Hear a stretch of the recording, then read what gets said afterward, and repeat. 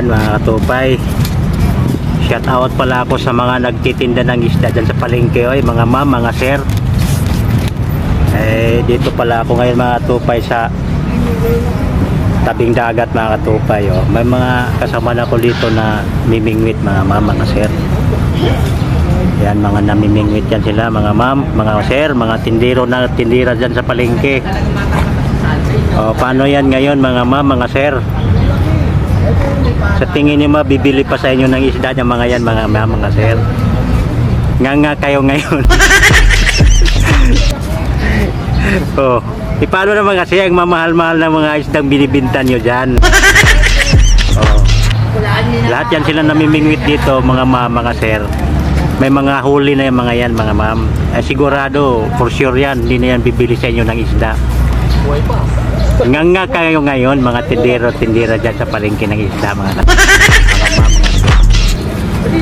diba? Tapos ito pa, kita nyo ba yun mga ma'am, mga sir? Isang foam na isda to mga sir, mga ma'am. Sa tingin nyo ba mga ma'am, mga sir, bibili pa ako sa inyo ng isda dyan? Masyado naman kasing mahal yung mga binibinta yung isda dyan sa palengke. Parang yung lugaw na eh. Ayan isang foam na isda to mga ma'am, mga sir. Gusto nyo makita? Ito, ipakita ko sa inyo.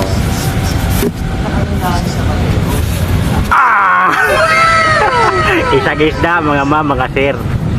Libre to. Huli namin to. At siyempre isa pong foam. Isang foam na isda mga mga ma'am, mga sir. Paano ngayon? Nga kayo ngayon.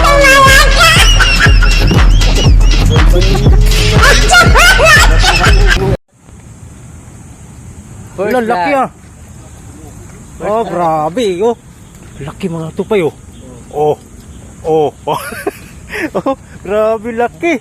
Arroyo yan, di ba? Arroyo. Uy. Grabe laki mga tupay, malaki pa sa palad ko mga tupay.